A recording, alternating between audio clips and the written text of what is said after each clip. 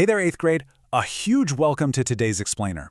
Listen, if you're ready to dig into some absolutely incredible truths today, you are exactly in the right place. I am so pumped to be your teacher for this one because we're exploring one of the most fascinating and, honestly, visually powerful lessons in the entire Bible. So, we're opening up the book of Romans today, specifically chapter 11, to look at the Apostle Paul's famous metaphor of the olive tree. We're going to unpack some pretty massive concepts, things like grace, mercy, and humility, and we're going to do it all by looking at this brilliant imagery that will honestly change the way you see your place in God's family. But before we get into the actual text, I want you to just picture something for a second.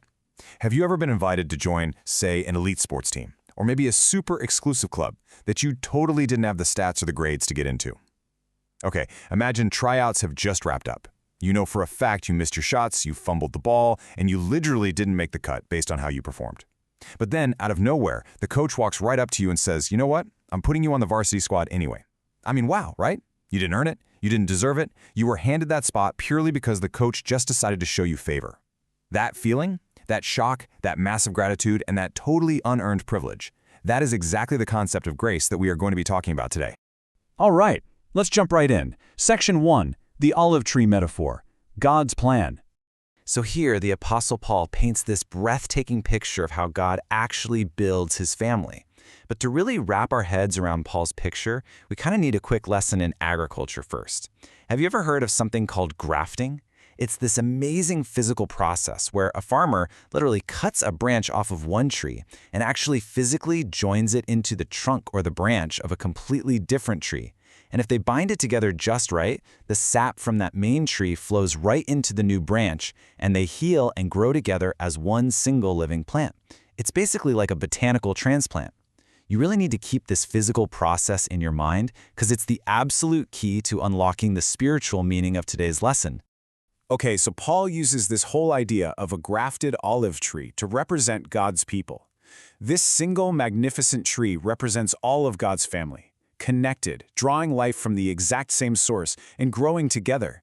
And the beautiful thing is, it doesn't even matter where those branches originally came from. Once they're grafted into the tree, they are officially part of the tree, the whole shebang. Moving on to Section 2, Broken and Grafted Branches.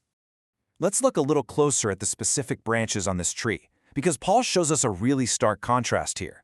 He explains that some of the original branches on this olive tree were actually broken off. And you might be wondering why? Well, because of unbelief. They rejected God's truth. But because those branches were removed, it actually created space for wild olive branches, which represent Gentiles, meaning anyone who wasn't originally born into the Jewish faith, to be grafted in. These wild branches were brought into God's people not because they were perfect, but strictly through faith in Jesus Christ. They were the ones who totally didn't make the team based on their stats, but were brought in by the coach's grace anyway. So the absolutely crucial point here is this.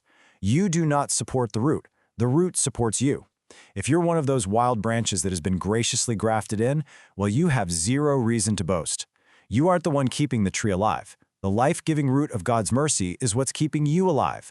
Your standing in God's family is 100% dependent on His strength and His grace, not your own greatness.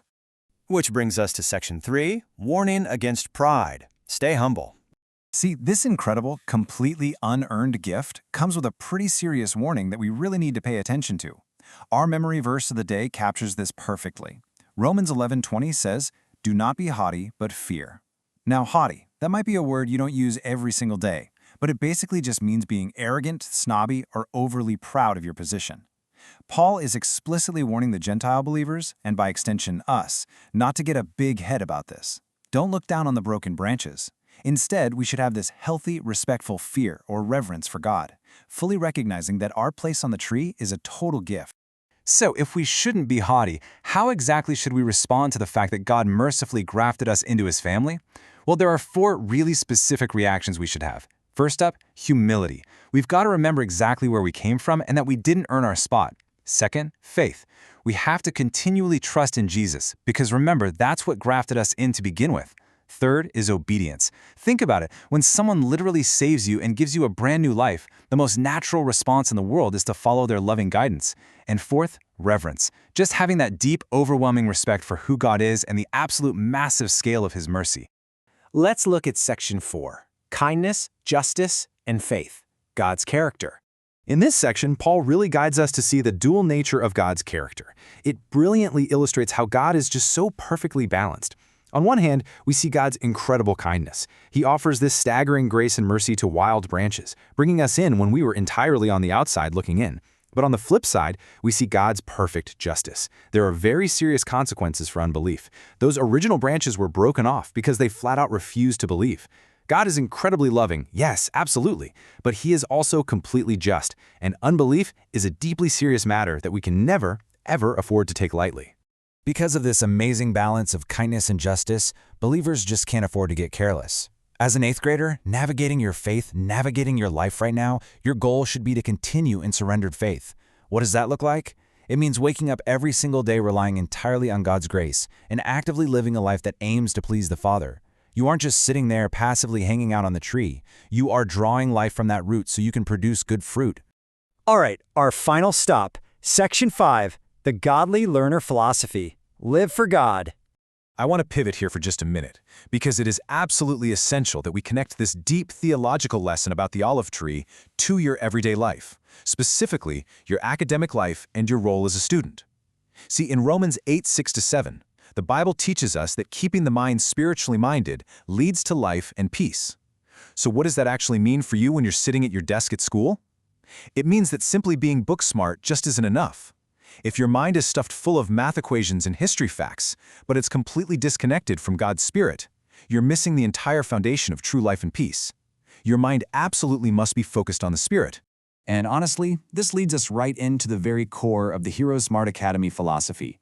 We intertwine biblical morality with your education because, frankly, education without morality can actually hurt. Just think about it. If you give a ton of intelligence to someone who has zero moral compass, it just makes them more capable of doing the wrong thing, right? Instead, your knowledge and your intelligence should be tools that help you make wise, God-honoring choices. We want you to passionately pursue academic excellence, get the absolute best grades you possibly can, but you must do so while keeping your mind firmly centered on God, on truth, and on wisdom. Remember the olive tree. Your academic abilities, they're just branches. They need to be firmly rooted in God's grace and truth to actually thrive. So, I'm going to leave you with this final provocative thought to carry with you today as we wrap up this explainer. How will you use your knowledge to honor God and show humility today? You have been grafted into the tree. You've been given life, peace, and the absolute incredible privilege of an education. Don't be haughty, stay rooted. Go out today, pursue excellence, rely entirely on the root of God's grace, and use that brilliant mind of yours to make righteous choices that truly please the Father. Thank you so much for hanging out with me today, and I will see you in the next lesson.